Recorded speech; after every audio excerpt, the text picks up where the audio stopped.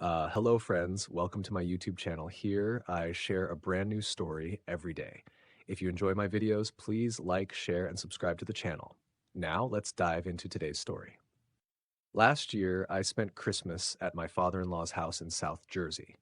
His home is nestled in a remote area just north of Bryan State Forest, known for its deep woods and sparse population. The isolation of the area has always given me a sense of unease, and this Christmas was no different. The weather added to the oddity.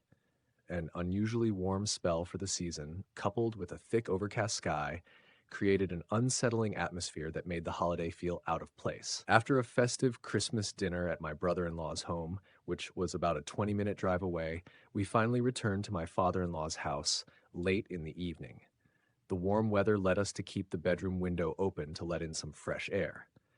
In retrospect, this choice would come back to haunt us. I woke up in the dead of night needing to use the restroom. The house was enveloped in a deep silence, interrupted only by the soft rustle of leaves and the distant murmur of the forest. As I was trying to drift back to sleep, an eerie wail pierced the quiet. It started softly, then crescendoed into a chilling howl before abruptly cutting off.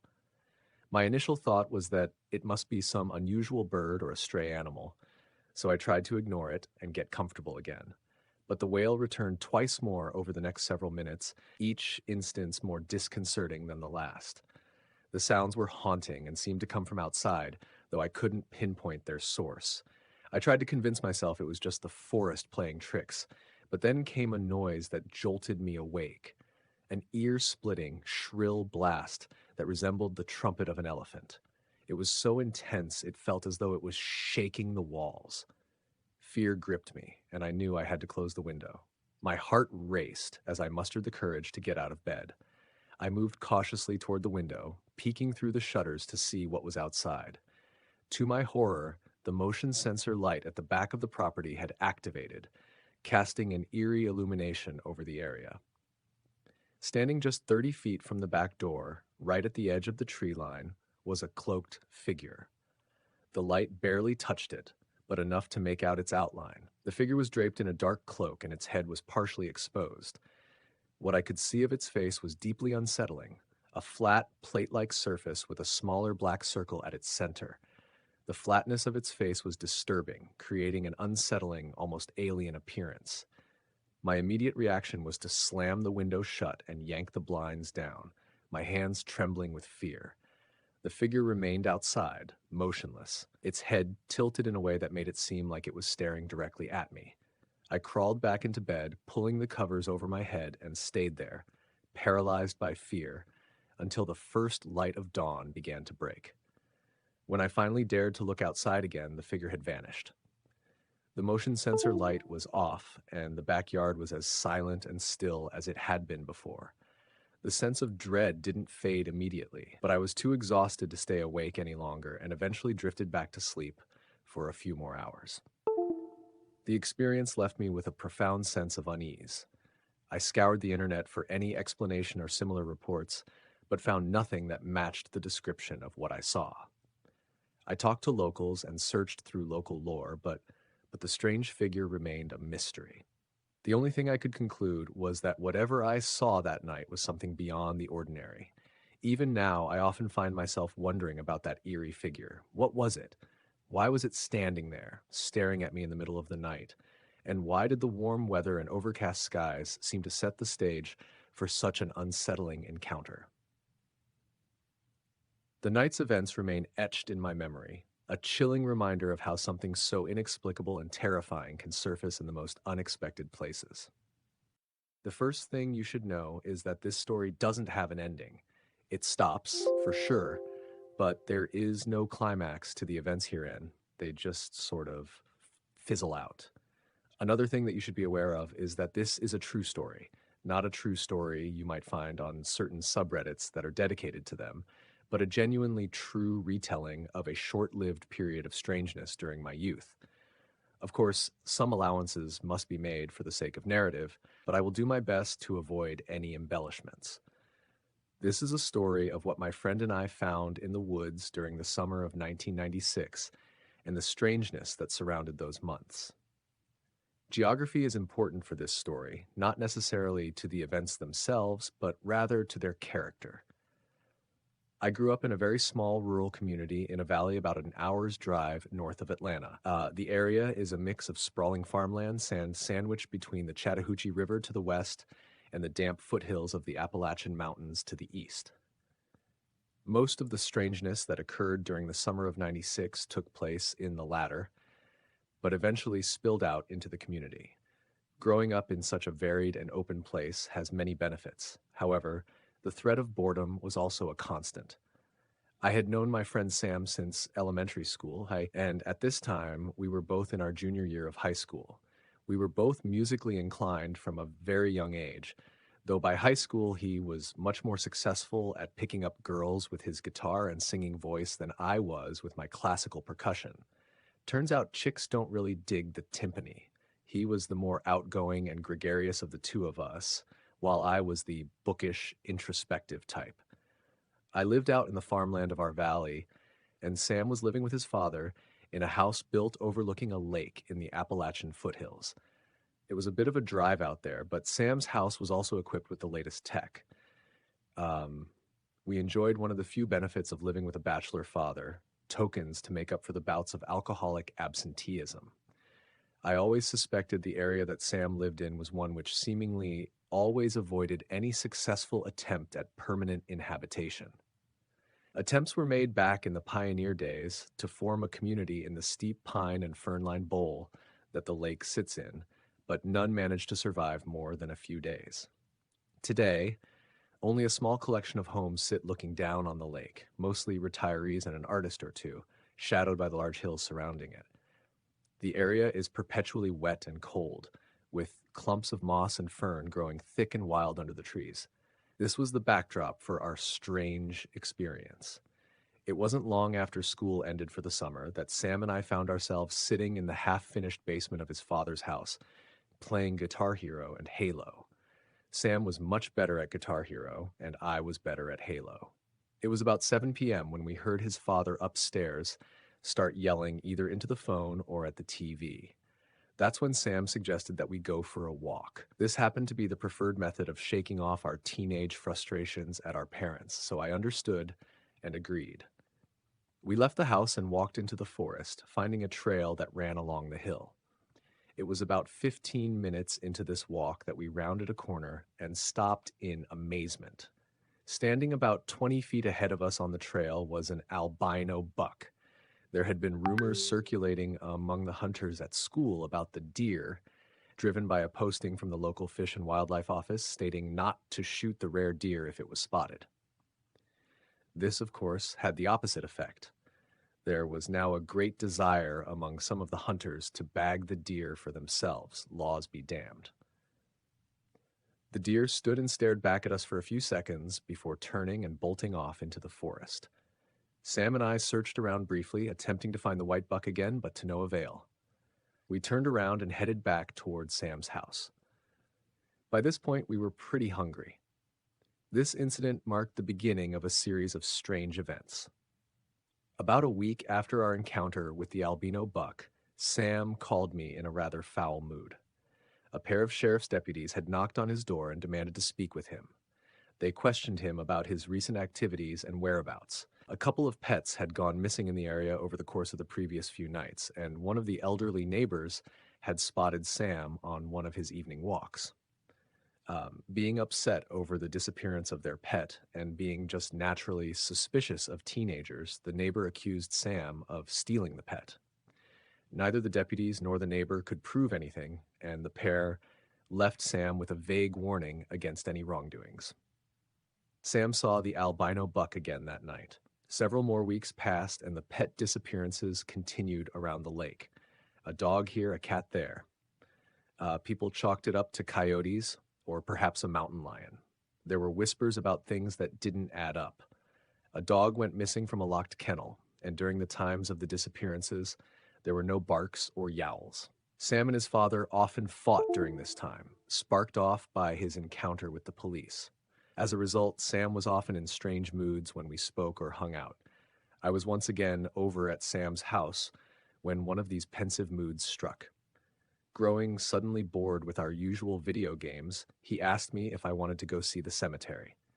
McMurray Cemetery was a diminutive old pioneer cemetery, abandoned since the last burial there in the 1930s, set back from the road in the trees.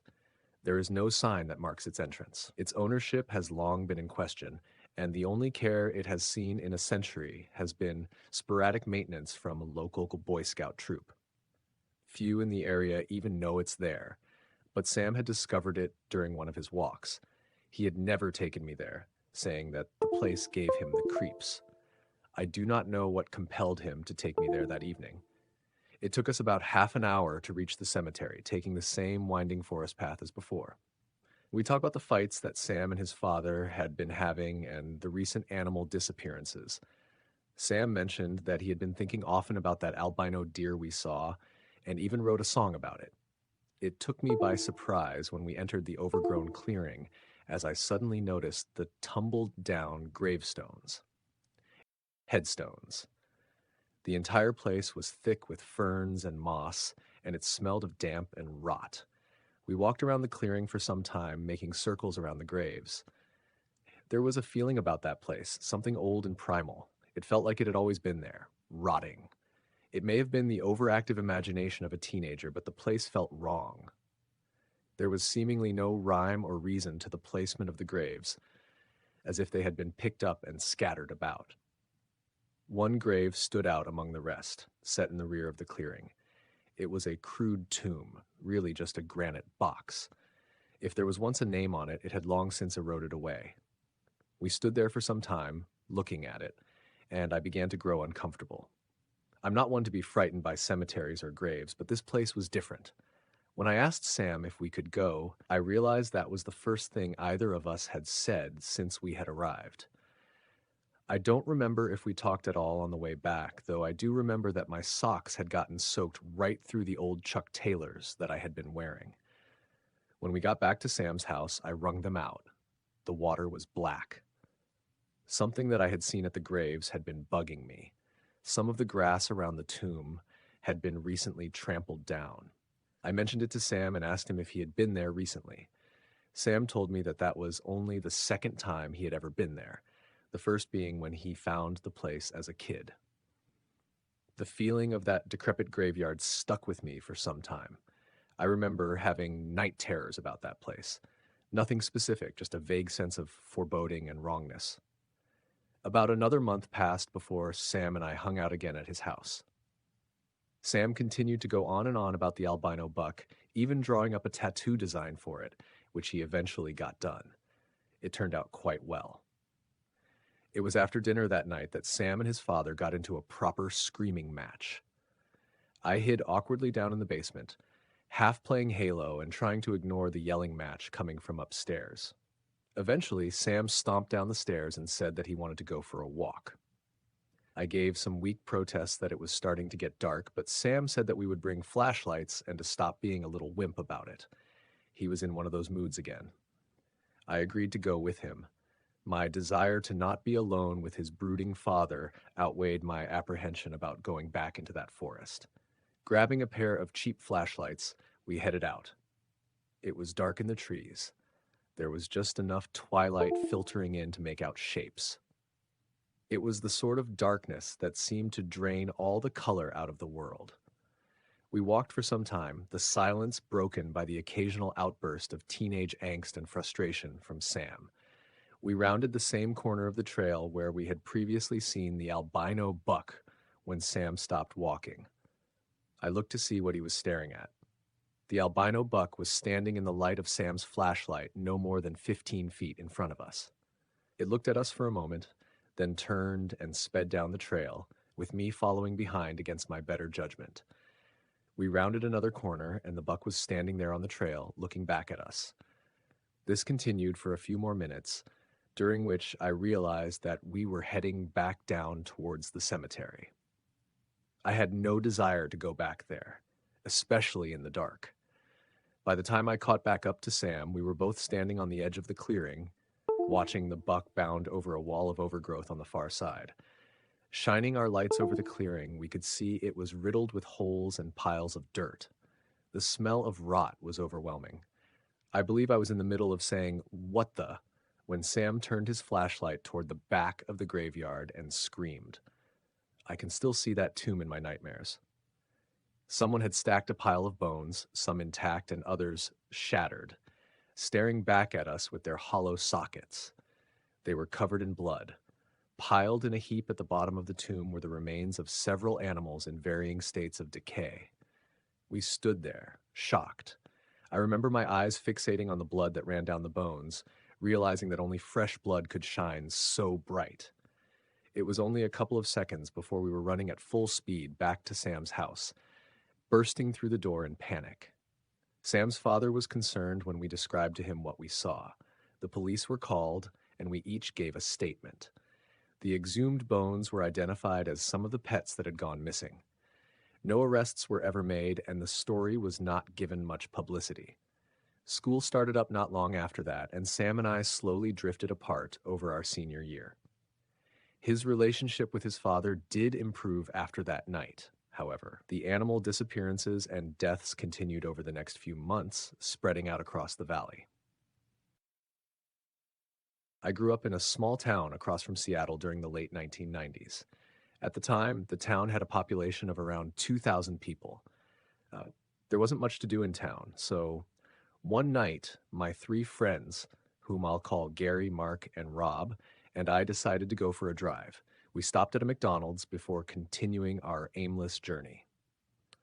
About 30 minutes after leaving the restaurant, around 11 p.m., I was driving my Ford Probe. Mark rolled down his window, which seemed unusual, but I assumed he just needed some fresh air. As we descended a large hill, I noticed headlights in the distance. As the lights approached, I realized it was a semi-truck, but it wasn't hauling a trailer. Mark leaned forward, and then I saw him throw something at the truck as it passed. "What the hell are you doing?" I asked. "Relax, it was just a sweet and sour packet from the Nuggets," he replied. I was annoyed, but didn't think much would come of it. We reached the bottom of the hill when I saw the semi-truck's headlights racing toward us. "Oh no," I muttered. Everyone in the car turned around, panicked. "I think you just pissed him off, Mark," Gary said. I quickly found a driveway to turn around and sped back up the hill to put some distance between us and the truck. At the top, I turned off all the lights. "Turn down this side road," Mark suggested. It was pitch dark, but I decided to take the risk. We parked and waited a few minutes before heading back home. After about 10 minutes, we saw those dreaded headlights coming our way. I couldn't believe it. The truck driver must have followed us. The massive truck came to a halt, blocking our only way out. We heard the driver's side door open, and soon the driver was illuminated by his own headlights. He looked enormous. "What should we do?" I asked, panic rising. "Mark, you're the one who got us into this. What now?" "Let's get out of here," Mark said. "I don't think I have enough room to get around him," I replied. "No, there's a clearing to the left. He's not hauling a trailer, so if you floor it now, you should have just enough room," Mark advised. I took Mark's advice and floored it.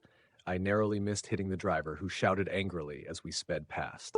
We had clearly crossed the wrong person. Who knows what he would have done if he had caught us? Mark was right. I had just enough space to escape, and I drove us all the way back home. My parents were out at the casino that night and wouldn't be back for hours. We locked all the doors and checked every few minutes for headlights. Once we were convinced we were no longer in danger, we laughed about the ordeal. I jokingly told Mark he was no longer allowed to eat chicken nuggets. While we were relieved to be safe, I'll never forget the terror I felt staring down those headlights on that dark road. This happened when I was in 7th grade. For context, I was with a group of friends whose names are Emily, Jake, Sam, Laura, and Nick. It was a sunny Friday afternoon, and our band teacher gave us a free day to do whatever we wanted, so we decided to hang out on the steps that lead up to the music room. At the time, the local high school was having a field day at our school. This was a regular thing. As we were talking, we saw some of the high school students start walking into the gym. Among them was one kid who was wearing all black. As he walked past us, he flipped us off. "What's your problem? Did someone ghost you today?" We laughed and gave him the bird in return. We then noticed a tiny bag of white powder by the guy's feet. He just kept walking and disappeared into the gym. There had been multiple instances where students had been busted with drugs. Our group stayed away from them, but at the same time, we were curious about what exactly was in the bag. At least I was, so I stepped a bit closer and my friend Emily pulled me away. Just stay away from it. Who knows what that is? We should tell the band teacher, she said. Relax, Emily. I wasn't going to touch it. I just wanted to look at it. But you're probably right. We then looked at the guys and they proceeded to do what Emily and I decided not to do. Those idiots. They might get in trouble over this too. We were about to go inside when my friend Jake began freaking out and acting weird. He started violently coughing and sneezing. A few seconds later, he stopped and began to act like nothing happened. This entire situation was bizarre. Let's recount what has happened so far. We get flipped off by a kid in black who drops a baggie of white powder. My friend Emily stops me from examining the bag. My friend Jake picks it up and apparently inhales it, which causes him to have a violent reaction, but then tries to play it off. Alex then began to smile and walked right past us, heading inside. Before we left, we told the band teacher what happened. He said that he would inform the front office and then told us to keep this under wraps because rumors spread fast around here. After that, we left the music room and continued on with our day. Now, I only had that one class with Jake, so I didn't really know what else he did until later. Nick told me that Jake had a creepy smile on his face for the remainder of that day. It reminded me of that old story about the smiling man. It was so noticeable that the teachers became uncomfortable and kept asking him if he was all right. The smile he had looked like a normal, genuine smile, but was very out of place. Let's be honest, there is very little reason to smile like that in a middle school classroom. Nick told me that Jake made everyone in the room feel uneasy, like that sinking feeling you get when something terrible is about to happen. Later on, when school let out, I saw Sam, Nick, and Jake standing at the bus line. I went up to them.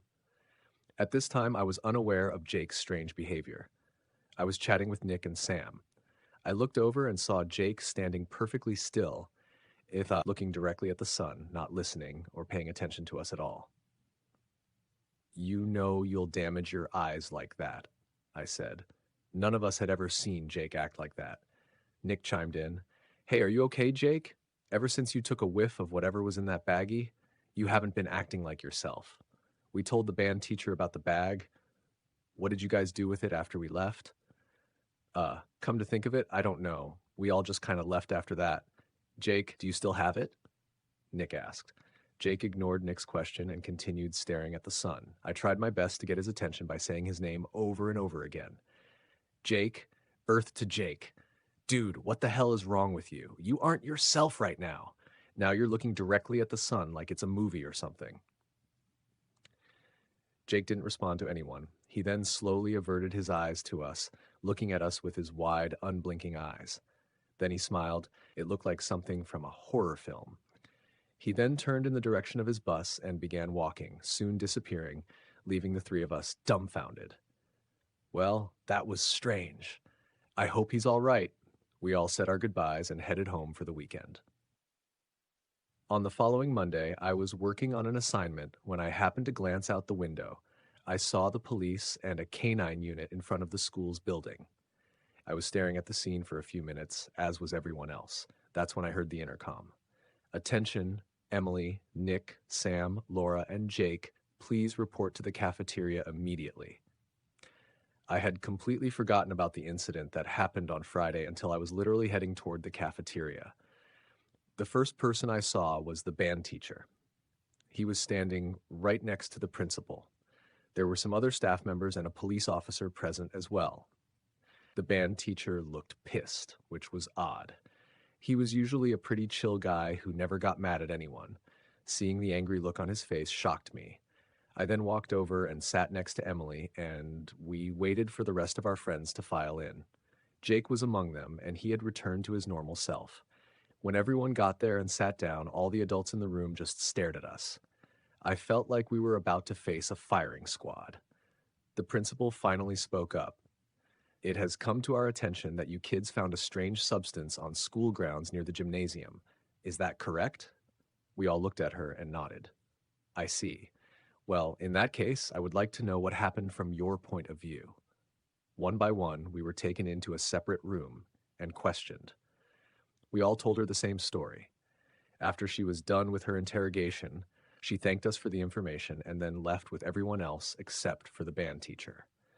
All of us looked at each other in confusion, not knowing if we were allowed to head back to class or not. The band teacher then spoke up in a very angry tone. One of you didn't listen to me and proceeded to talk about this with the other students, and I want to know who. All of us were taken aback. We had never seen him angry before. I know that I wasn't lying, but it's possible that somebody else was. Uh, it's also possible that somebody outside of our group overheard us talking about this and began spreading rumors to other students. So, as you probably already guessed, Jake was acting strange that day because he had inhaled the substance when he opened the bag, and he was basically smiling like a weirdo and tripping for the rest of that day. To this day, none of us know what it was, but we are certain that the kid in black was involved. I still don't know if he accidentally dropped it or left it behind on purpose. Jake claimed he left the bag on the ground after his coughing fit. As far as I'm aware, the police never recovered it. Thanks for watching. Don't forget to subscribe to the channel, like, comment, and share the video. See you next time.